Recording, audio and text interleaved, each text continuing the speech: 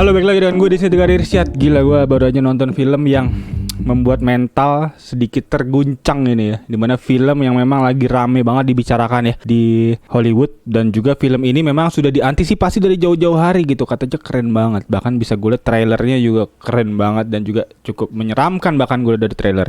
Dan film yang akan kita bahas kali ini adalah berjudul Longlegs. There she is.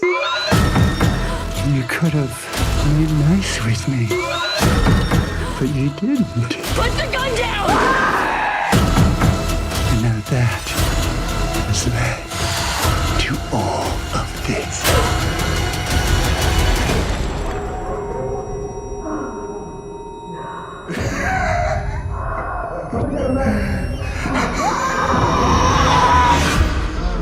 Oke, film Longlegs ini ya, dimana film Longlegs ini baru aja tayang ya di hari Kamis kemarin ya, tanggal 17 Juli ya, atau mungkin tanggal 12 Juli di Hollywood. Dan dimana film ini memang film yang dikenal dengan budget yang murah, hanya 3 jutaan dolar ya, kalau misalnya bisa gue baca. Dan salah satu film dengan sutradara yang cukup terkenal dalam urusan thriller-thriller psikologi kayak gini, yang bernama Osgood Perkins. Yang dimana Osgood Perkins ini cukup terkenal, ayahnya ya, dimana ayahnya cukup terkenal juga, yang bernama Anthony Perkins. Yang dimana Anthony Perkins ini punya istri bernama Barry Berenson yang juga sebagai ibunya Os Perkins. Dan memang bisa gue lihat kehidupannya Os Perkins ini kelam banget ya, dimana ayahnya meninggal karena AIDS dan juga ibunya meninggal karena dia menaiki pesawat yang terbang menabrak World Trade Center tahun 2001. Jadi salah satu korban hijack, korban terorisme ya pada saat itu. Jadi Os Perkins ini adalah yatim piatu yang cukup berat, kelam ya untuk masa kecilnya. Dan ayahnya juga dikenal sebagai Anthony Perkins, aktor yang membintangi film Psycho ya di situ ya. Ini salah satu film yang memang cukup legend juga, dan juga salah satu film yang memang mengangkat kisah yang cukup thriller juga gitu. Dan bener aja anaknya juga bikin film thriller juga yang gak kalah, bukan main, keren banget ini, yang membuat kita tidak nyaman dan juga cukup kena mental untuk nonton film ini. Yang kalau ditanya apakah gue merekomendasikan film ini, tentu aja iya. Tapi kalau ditanya apakah akan nonton lagi, gue rasa sih enggak ya, karena ini film yang ya gue cukup tonton sekali aja karena cukup mengganggu jiwa ini. Dan juga film ini dibintangi oleh nama yang cukup terkenal, yaitu ada Nicolas Cage di sini ya sebagai main villain, sebagai lawannya. Dan juga ada Maika Monroe yang memang dikenal, Maika Monroe ini pendatang baru yang cukup sukses menjadi aktris berbakat gitulah, potensial gitulah ya, bisa kita bilang ya. Dan untuk sinopsis dari film ini yang bisa gue bacakan singkat ya, menceritakan seseorang bernama Lee Harker, wanita muda yang diperankan oleh Maika Monroe ini baru aja diangkat menjadi agen FBI. Dan singkat cerita, si Maika Monroe ini memang memiliki kekuatan ilmu sidekick gitu ya, ibaratnya kayak indigo gitu, untuk bisa membaca intuisi pembunuhan gitu, siapa pelakunya gitu. Jadi ya itu yang membuat si Lee Harker ini cukup spesial. Dan ini juga yang membuat agen Carter, yaitu bosnya lah ya, bisa dibilang ya, atasannya, menarik si Lee untuk bisa menyelidiki kasus yang lebih besar, yaitu kasus pembunuhan berantai 30 tahun gak pernah dipecahkan ya. Ini mana kasus ini yang memang diceritakan seperti kasus pembunuhan tapi tidak ada pembunuhnya, karena tidak ada bukti sama sekali. Dan bahkan bukti-bukti yang ada juga berasal dari rumah tersebut. Dan juga semua anggota keluarga ini dibunuh dan juga sepertinya bunuh diri akhirnya gitu. Jadi benar-benar bersih gitu. Dan juga bisa gue lihat di sini pelakunya nggak pernah terlihat membunuh gitu ya. Jadi ini benar-benar membuat kita di tengah film dibawa masuk ke dalam misteri yang besar, dan kita dibuat menebak-nebak kira-kira apa yang terjadi, siapa pelakunya gitu di sepanjang film yang ada di sini gitu. Dan yang dimana nama Longlegs ini pun juga didapat memang dari TKP para keluarga yang terbunuh ini. Di situ ditemukan ada surat, yang suratnya berisi kriptografi yang nggak bisa dipecahkan, susah banget kayaknya. Dan diakhiri dengan tanda air Longlegs, dan itu membuat pembunuhan Longlegs ini menjadi legend lah gitu. Kasus ini legend gitu di FBI pada saat itu gitu.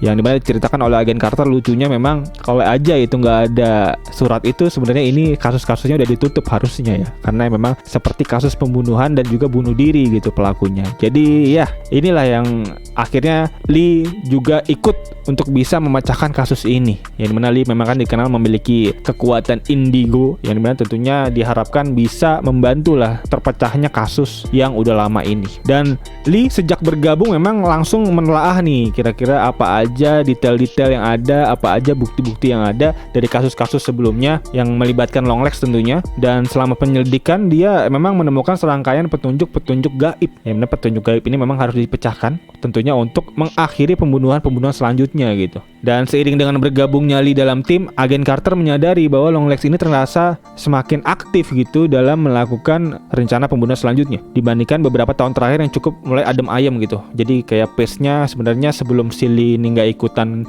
nyelidikin, kayaknya nggak ada kejadian secepat ini gitu untuk rentetan pembunuhannya. Dan mulai curiga sebenarnya si Carter, apa memang hubungannya si Lee ini dengan si pelaku gitu ya. Dan penyelidikan ini pun membuat Lee mulai mengingat kembali kejadian-kejadian di masa lalu yang membuatnya dia harus bergerak cepat untuk menghentikan pembunuhan selanjutnya gitu. Jadi misteri semakin besar untuk bisa dipecahkan, dan apakah Lee Carter berhasil menumpas penjahat ini atau enggak, dan atau apakah Lee berhasil menemukan jawaban dari pembunuhan ini, bisa teman-teman langsung tonton aja karena gue nggak mau spoiler kali ini. Kalau teman-teman nggak mau kena spoiler bisa stop di sini karena gue selanjutnya akan menceritakan sedikit alur cerita dan penjelasan ending tentunya untuk film ini. Yang sesuai judul mungkin akan gue tulis ini adalah penjelasan ending ya, video penjelasan ending untuk film ini, karena memang film ini harus butuh cukup penjelasan karena tentunya cukup agak memusingkan sebenarnya untuk bisa ditonton di tengah film khususnya. Dan singkat cerita, si Lee Harker ini menemukan bahwa dirinya memang ternyata korban yang selamat dari uji coba pembunuhan yang dilakukan oleh si Longlegs, si Nicolas Cage tadi. Tapi memang sayangnya dia tidak bisa mengingat apapun yang terjadi di masa kecilnya, dan alasan dia tidak bisa mengingat itu karena memang si Longlegs ini memang adalah kaki tangan dari pembunuh yang memang lebih besar gitu ya. Artinya sebenarnya bosnya lagi, yang dimana di luar dugaan gua plot twistnya ternyata bosnya adalah iblis yang cukup kejam. Dan penggambaran iblis di sini gue cukup merinding melihatnya sebenarnya. Jadi ini cukup gelap filmnya sebenarnya. Dan juga bisa gue lihat di situ ya, Lee Carter ini adalah pembuat boneka layaknya boneka voodoo. Yang boneka ini memang memiliki maksud, tujuan untuk bisa menyambungkan para gadis-gadis, para anak-anak kecil yang berulang tahun umur 14 tahun ini ke iblis tadi. Jadi artinya ini adalah wadah gitu, kayak boneka voodoo gitu mungkin bisa gue lihat, untuk bisa membuat anak-anak kecil ini lupa gitu dan dinaungi oleh roh jahat ini, oleh iblis ini. Dan singkat cerita ternyata semua anak-anak kecil itu terbunuh gitu, dan gua nggak tahu sebenarnya apa maksud dari tujuan si iblis ini membunuh para anak-anak yang ulang tahun di tanggal 14 ini. Tapi yang bisa gua tangkap mungkin memang untuk bisa membuat dia semakin kuat kali ya gitu ya, karena nggak dijelaskan juga villainnya di sini apa maksud dari tujuan dia. Apakah hanya sebatas senang-senang aja gitu untuk bisa mengganggu manusia, mungkin juga. Dan mungkin itu akan dijelasin kali ya nanti di film selanjutnya untuk lebih detail gitu sebagai penjelasan si karakter villain ini, mungkin kayak di film Conjuring atau film Insidious kali ya. Dan selanjutnya singkat cerita akhirnya si Lee ini bertanya-tanya kenapa dirinya sendiri bisa selamat padahal semua korban-korbannya itu nggak selamat gitu, korban-korban yang memang didatangi oleh si Longlegs ini. Dan ternyata memang yang menyelamatkan si Lee ini sewaktu kecil adalah ibunya. Ibunya ternyata memang memohon-mohon untuk tidak dibunuh anaknya, tapi dengan satu syarat gitu, yaitu syaratnya si ibu harus menjadi kaki tangan juga dari iblis ini. Dan singkat cerita jadi si iblis ini punya dua bawahan atau enggak dua karyawan gitu ya untuk bisa membantu dirinya, yaitu yang pertama tadi ada si Longlegs tadi, dan yang kedua tadi ada ibunya yang sebagai kayak sales ya, atau kayak yang mengantarkan boneka itu ke para calon-calon korban. Jadi si Longlegs kan memang yang bikin bonekanya ya, boneka voodoo tadi. Dan boneka voodoo tadi harus diberikan ke anak-anak tadi sebagai perantara gitu untuk bisa jiwanya diganggu oleh iblis. Dan untuk itu si ibu dari Lee tadi mengantarkanlah boneka-boneka tadi itu sebagai hadiah dari gereja, dia nyebutnya, bohongnya gitu. Dan membuat keluarga-keluarga tadi cukup percaya dan akhirnya menerima boneka itu untuk bisa masuk ke rumah. Dan ketika boneka itu bisa masuk ke rumah, disitulah saatnya si iblis tadi yang ngumpet di dalam boneka tadi keluar dan menaungi keluarga tadi untuk bisa saling membunuh gitu. Dan singkat cerita si Lee Harker menyadari itu akhirnya ketika terungkap bahwa ibunya memang tadi yang melakukan kejahatan ini. Dan juga ditambah lagi dia ternyata memang punya bonekanya sendiri yang dihancurkan oleh ibunya, dan yang membuat si Lee Harker tadi terputus dari si roh jahat iblis tadi gitu. Dan akhirnya si Lee mengingat semua kejadian yang ada sebelumnya, yaitu waktu dia kecil, dan dia terbangun dengan mengingat bahwa ada ulang tahun di tanggal 14 juga, yaitu anak bosnya tadi. Dan tentunya dia bergegas sangat cepat untuk bisa mendatangi rumah bosnya, si agen Carter tadi. Tapi memang cukup terlambat, dan ternyata si boneka tadi dan beserta ibunya yang menyamar menjadi suster di gereja yang mengantarkan hadiah, dan ternyata berhasil masuk dan berhasil diterima dengan sukacita ya oleh anaknya itu boneka. Dan bener aja si agen Carter udah mulai berbeda gitu, udah mulai terrasuki oleh roh jahat tadi dan membunuh istrinya di dapur dan berencana untuk membunuh anaknya juga, tapi dihadang oleh si Lee. Dan si Lee sendiri akhirnya membunuh si bosnya Carter, dan juga Lee akhirnya membunuh sang ibu yang berusaha untuk mencegah Lee untuk bisa menyelamatkan anak tadi. Dan singkat cerita, film selesai dengan posisi Lee berhasil membunuh dua karakter yang cukup dekat dengan dia, dan ditutup juga dengan ending yang cukup membuat kita bertanya-tanya, karena di situ bisa kita lihat Lee mau menembak boneka tadi tapi ternyata pelurunya habis gitu ya. Dan juga Lee berbicara dengan si anak tadi untuk bisa segera kabur, let's go gitu ibarat. Dan lalu pertanyaannya, apakah Lee menjadi kaki tangannya kembali gitu seperti halnya ibunya tadi atau tidak? Dan jawabannya adalah tidak, karena memang dijelaskan juga di beberapa video ending yang bisa gue tonton juga gitu ya. Dan plus penjelasan dari sang sutradara menyebutkan bahwa Lee bukan lagi jadi kaki tangannya si iblis tadi, karena tujuannya sang iblis sudah terpenuhi, yaitu untuk bisa mengganggu manusia dan untuk bisa membuat manusia melakukan kejahatan atau dosa. Yaitu salah satunya Lee itu berhasil membunuh sang ibu ya di sini ya, bisa kita lihat. Padahal ibunya cukup baik untuk bisa menyelamatkan Lee, tapi dibunuh oleh sang anak. Dan itu adalah tujuan utama sang iblis tadi ya, untuk bisa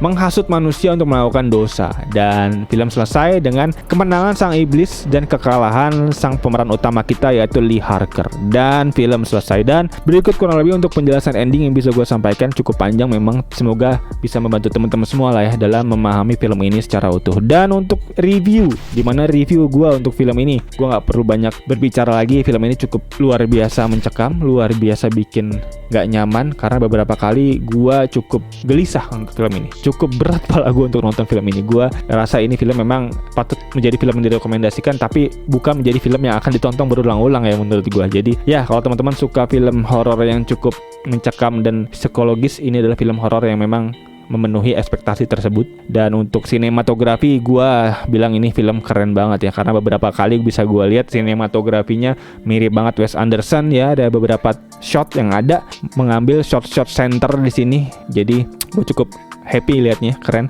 Dan ditambah lagi dibuka dengan rasio 1:1 khas film-film zaman dulu ya. Itu salah satu artistik yang keren banget buat bisa ditonton di film ini. Untuk teman-teman yang suka sinematografi secara perfilman, ini film yang memang harus ditonton, keren banget. Dan pewarnaannya yang cukup keren, merah yang di awal film itu membuat sedikit kepala pusing ya di sini ya. Itu gue nggak tahu kenapa, apakah sugesti aja atau enggak, karena gue sedikit berat kepala gue nonton film ini, karena ada beberapa warna yang memang cukup menusuk mata gitu merahnya. Jadi ya, ini film memang cukup disturbing lah menurut gue ya, mengganggu jiwa ya menurut gue. Dan untuk penilaian dari gue di sini, ini adalah film yang patut gue kasih nilai cukup tinggi ya, 9/10 ya untuk film Long Legs ini. Dan untuk itu berikut kurang lebih untuk film yang bisa gue rekomendasikan untuk di akhir pekan ini. Dan untuk teman-teman yang punya pertanyaan, masukan, saran, kritik, atau mungkin punya teori-teori lain, bisa feel free banget tulis di kolom komentar di bawah. Dan ya, kayaknya itu aja. Sekali lagi thank you buat udah nonton. Dan untuk teman-teman yang baru nonton, bisa langsung klik tombol like, subscribe, dan loncengnya di bawah agar teman-teman gak ketinggalan video-video seputar penjelasan film lainnya dari channel ini. Dan kayaknya itu aja.